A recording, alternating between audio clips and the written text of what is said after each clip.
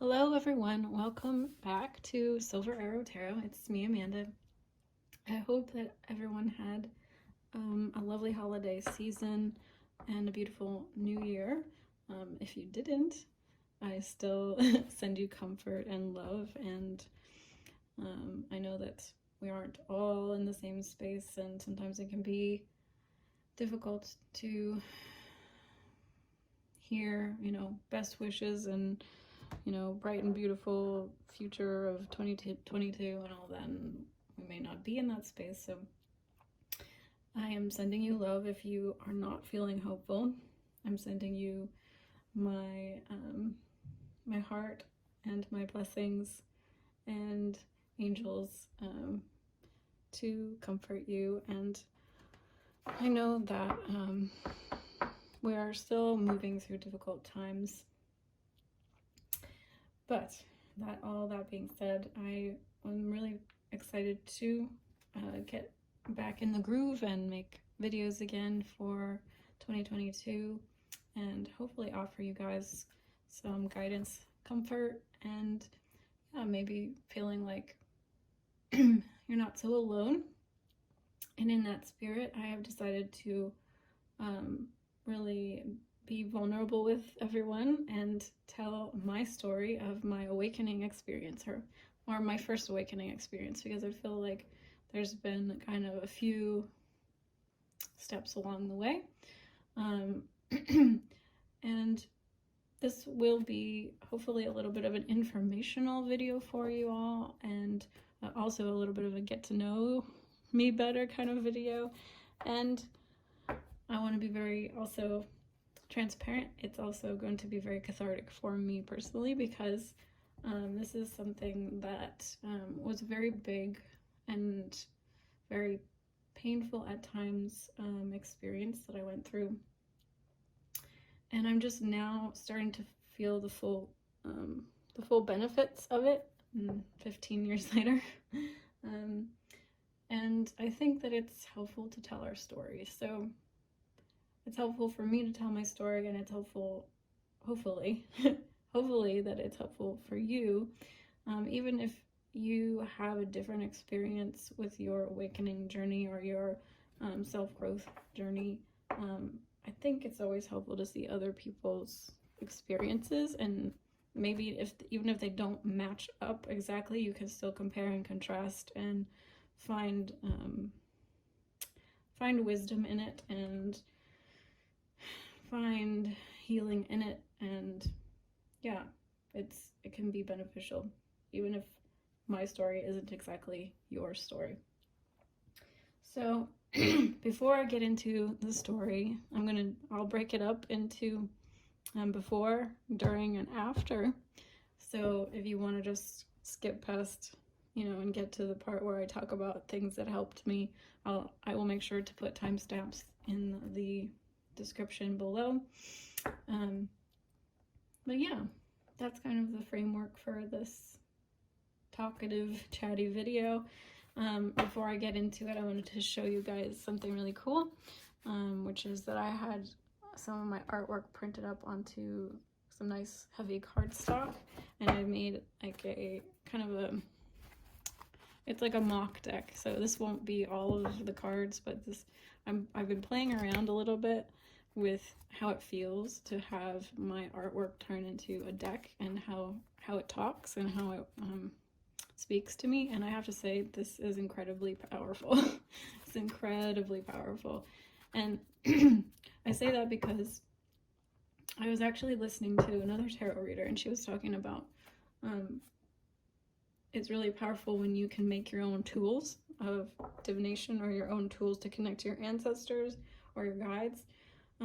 So that maybe this will inspire you to play around with that, like making your own rattle, making your own drum, making your own feather wand, or yeah, like your own candles, your own sprays, that any kind of tool that you can make yourself, I feel like works 10 times better than anything you could buy from somebody else. So that's just kind of a fun thing that I've been learning, and I wanted to just show you guys the cards that I've printed out so far, and you know, hopefully this year I will be making a full and complete deck for purchase. But yeah, this was really just an experiment, because I really was working hard in 2021 to make as much art as I could, and I hope that that trend continues. And you know, if this is where the direction is going, I'm pretty happy. These are some of the cards. Don't they look nice? I think they look nice. Let's have New Beginnings. This is Asunder. And some of these are like slightly older, but a lot of these I did just this past year. So yeah, wanted to share. It's a little show and tell before we get into the story.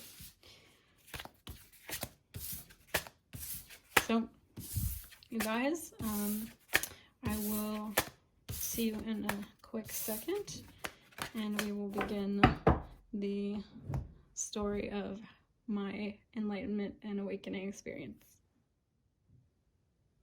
Hey guys, so I'm going to begin by starting at the very beginning, because I feel like it's kind of important, the backstory to how I got to where I got to the point where I was kind of shaken awake.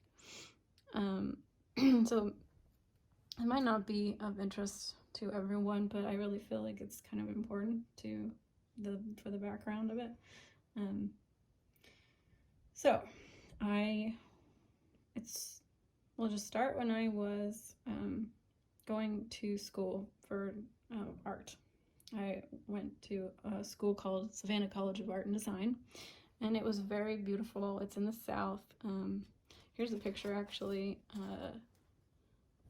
It's very romantic. It's very beautiful there, and all of the houses are big old Victorian houses, especially in the old town in the city center. That's where the campus of the school was. So I was really excited about going to this college, and I really came into my own in that time period. I found people that I really, for the first time, I really felt like I belonged.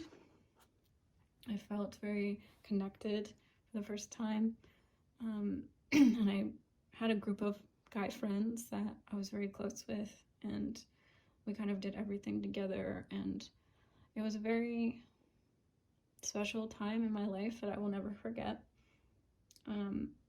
I was able to feel kind of safe and protected, and like really felt like things were really going right in my life, and I didn't feel like I had to be anyone else, or like they accepted me for who I was. So if I was shy, they totally accepted that, and I had the same kind of tastes in, you know, music and movies and humor as me. And I was, you know, doing a bit of dating outside of the friend group and was not having any success. And eventually, one of the young men in the group, he started to show interest in me, and he let me know that he had broken up with his long-distance girlfriend. And we slowly, you know, we had been friends, and then we started to slowly like hang out more and more one-on-one without the other guy friends. And it was just a really beautiful time in my life, because he really took his time to get to know me, and I felt like it was a different kind of love than I'd ever experienced before. And so we became pretty much inseparable. I was his muse. He took pictures of me for his photography. He was studying photography, and he helped me with my projects with, I was going to school for textiles. I got a BFA in fibers, which is a very kind of definitely a more obscure major. And he was very invested in helping me, and I was invested in helping him grow as an artist as well. And so the very first year or so of our relationship was a very exciting one, a very connected and bonded one. And then he eventually decided to move to New York on my very last half of my senior year. And so I decided once I finished college, I was going to move up to New York to be with him. And so we began to live together. And so we spent 2 years in New York City, in the lower part of New York City, Manhattan. And I was able to get a job with a boutique clothing manufacturer company, and was treated very well there. It's a very scary moment for me, moving to New York, because I really didn't know how I was going to make money, or what kind of job I was going to be able to get with my fibers degree. And they really took me in, and this small family-run company really made me feel like family, really. So things seemed like they were going really, really, really well, and we were committed to each other, we were loyal to each other. Not to say that there wasn't some cracks, but that's not super important at this time for me to go into. So things started to fall apart in the second year that I was living in New York, and he lost his job. He was working for a really upscale restaurant called Nobu, and he came home one night just devastated and said that they had fired him, and they had accused him of stealing money from the cash register, the till. And of course I believed him. I believed that, something must have happened, and they were mistaken. And he began to look for a different job, but nothing was happening. Months and months and months were passing by, and of course, as you know, New York is extremely expensive, and so I was trying to pay everything until he got another job. And eventually I kind of cracked because it wasn't working, and so I was like, we have to leave, we have to move out. And our lease was up as well, so, and the lease was going to increase if I were to take on a new lease in the same apartment. So things were just sort of crumbling, and we moved out and moved into my parents' house down in Maryland. So that's 3 or 4 hours away. And I thought, we'll regroup and we'll figure things out from my family's home and figure out what we're going to do next. Well, this is when things really began to fall apart, and even worse than just having to leave my comforting job that I felt like, they really cared about me.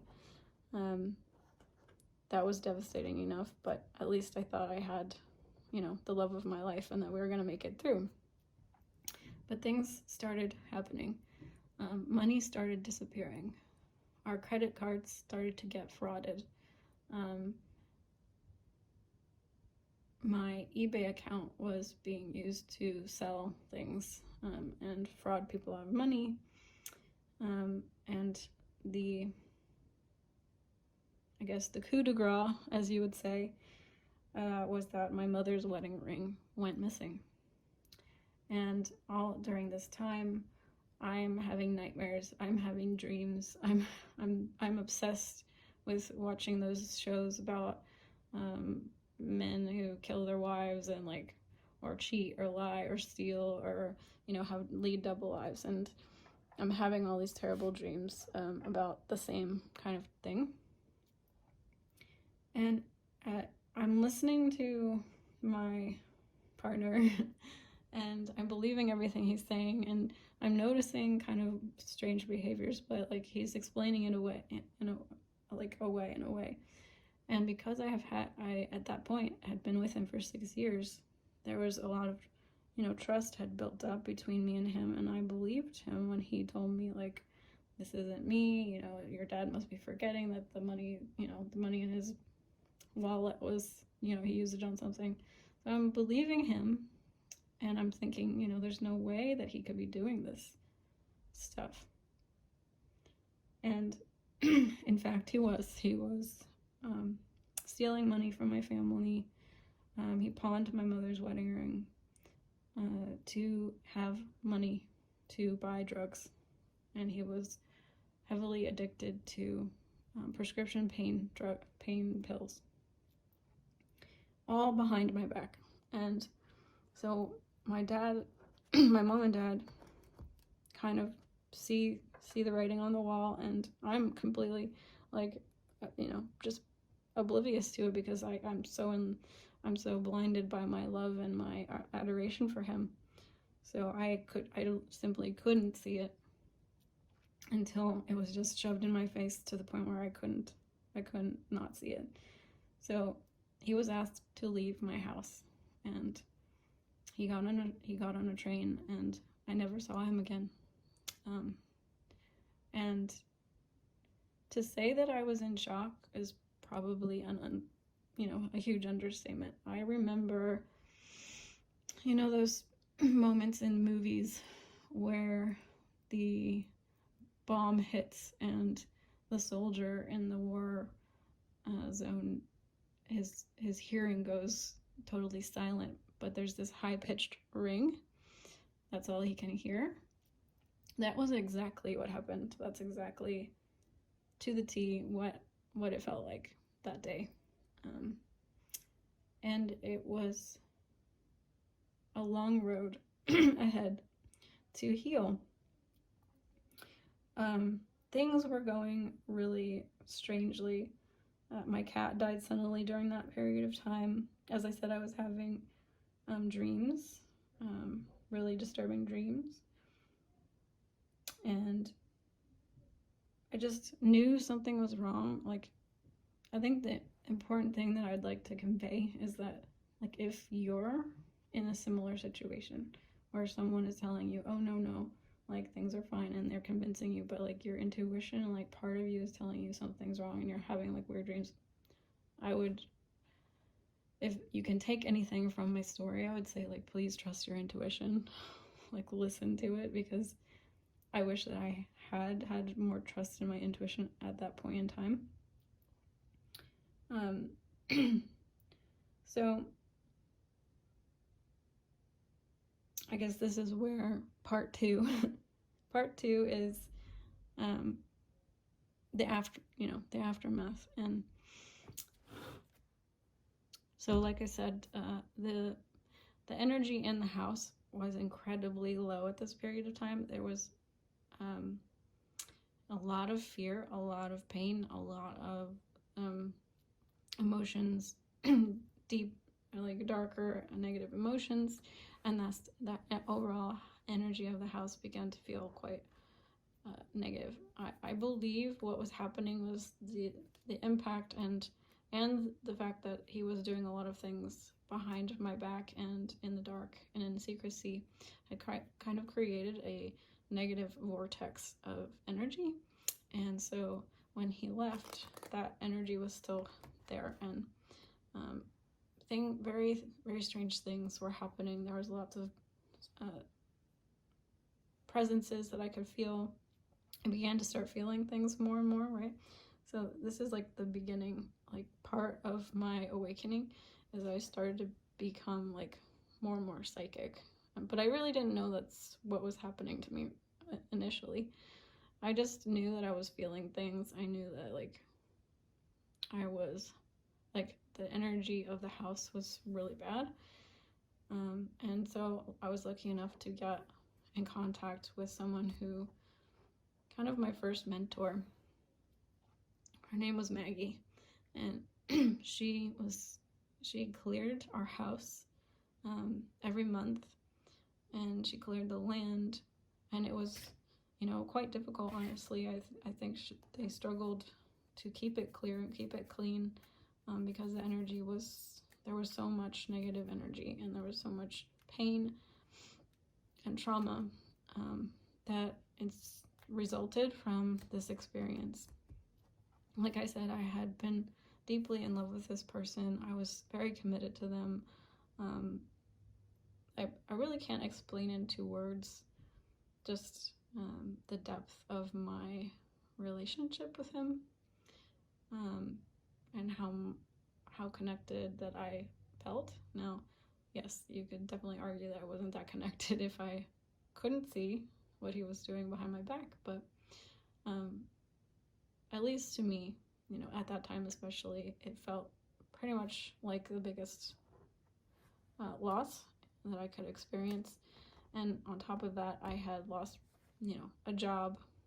I had lost all of the footing that I felt that I had gained over the last, you know, 6 years with career and, you know, moving forward and becoming an adult, you know. So I pretty much lost everything, or at least it seemed that I had lost pretty much everything. This is why I pulled the Tower card, because that's what it was. It was a Tower moment.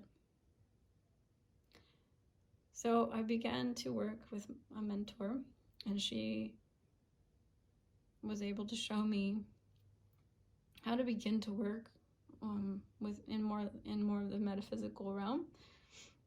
And this was, you know, looking back in hindsight, it's still kind of like spirituality, like not even 101, but just like kindergarten. But I learned how to dowse. I learned how to clear energies from my space using intention, and I learned how to strengthen my EMF field, my auric field. I learned how to ground my energy, or at least I was taught how to. I didn't really master that or really start practicing that until later. But I at least learned the concept. I started learning these concepts.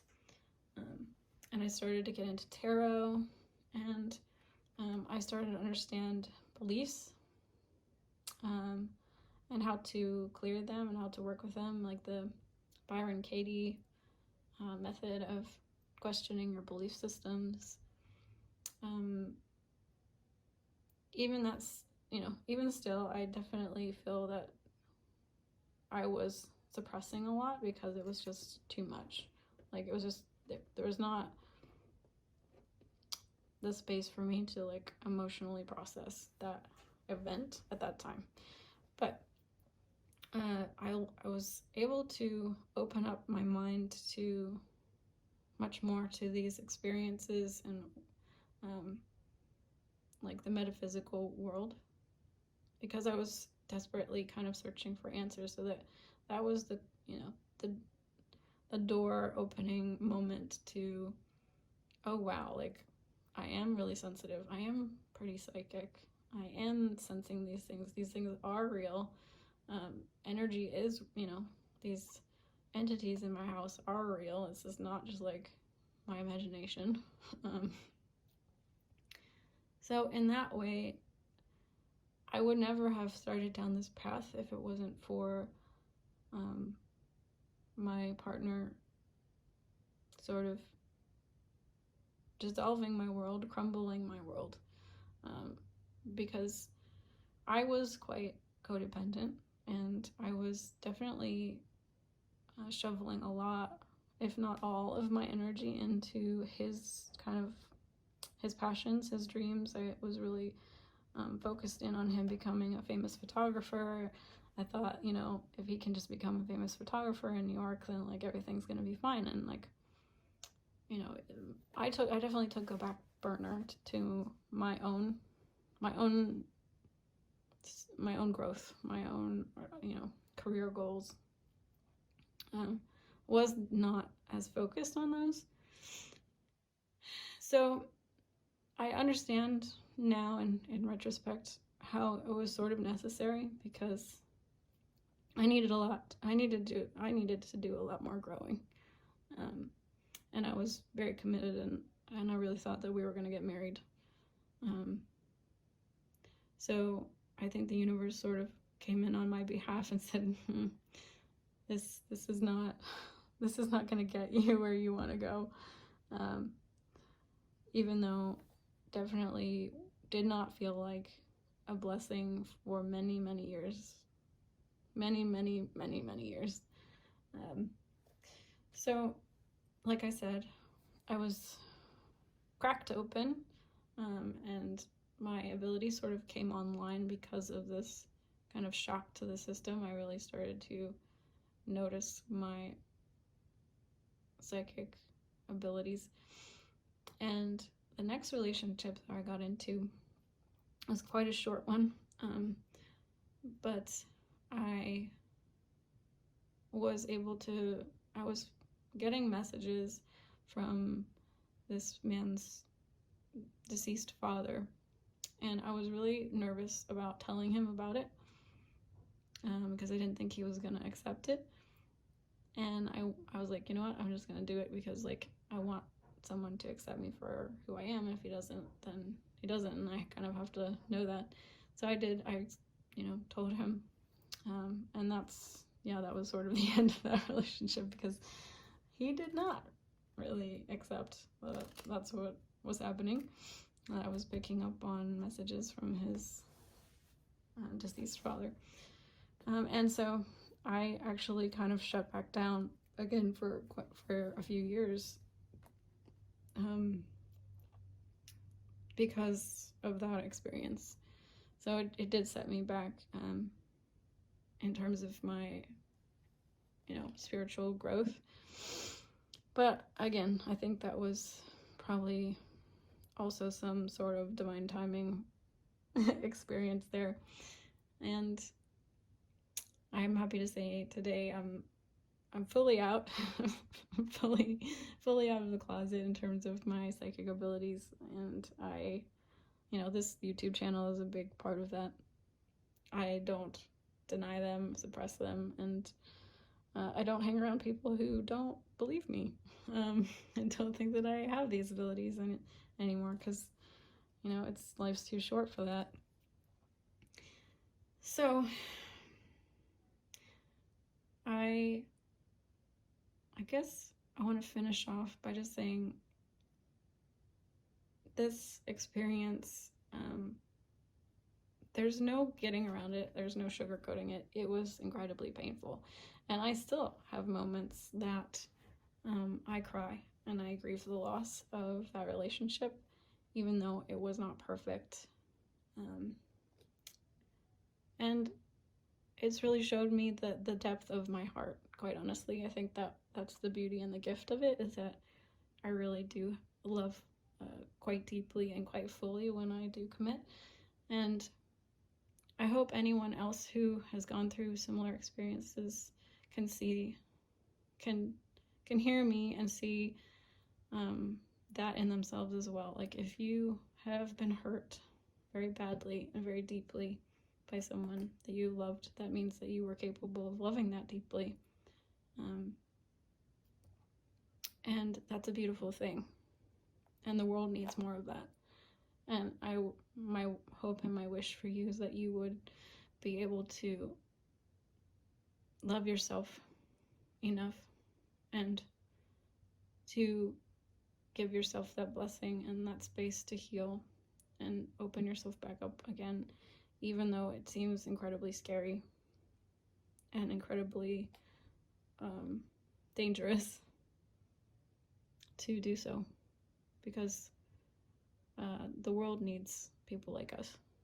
And because people don't know how yet to be loving fully, and they have their own wounds to heal, we can get hurt. And that's just that's kind of like a unfortunate truth of life, is that there's no way to not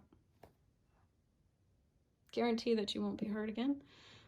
But that's not really the point. The point is that your love, that's who you are. You're a loving person. And we can't let people that are in a space of hurt or in a space of unhealedness stop us from being shining the best versions of us. I mean, take your time, of course, and there's no rush, but I hope this inspires you, and I hope this story of mine might bring you some comfort and bring you some perspective. You know, I'm still learning from it, even all these years later. I'm still getting nuggets of growth and wisdom from it. And I know that it's leading me somewhere great. I have faith. There were times when I didn't have faith, but I think that's normal. So I love you all so much. Thank you for being here. Thank you for listening. And I will be back again with a pick a card in the next video. And I'm not quite sure which one. I have a few ideas, but that's a good thing. I want to have lots of ideas because yeah, we're gonna be rolling. All right, guys, I love you very much. Thank you for being here. Thank you for letting me share vulnerably. Please leave comments below. I'd love to hear from you and your experiences with your awakening. So I will see you soon. Bye-bye, guys.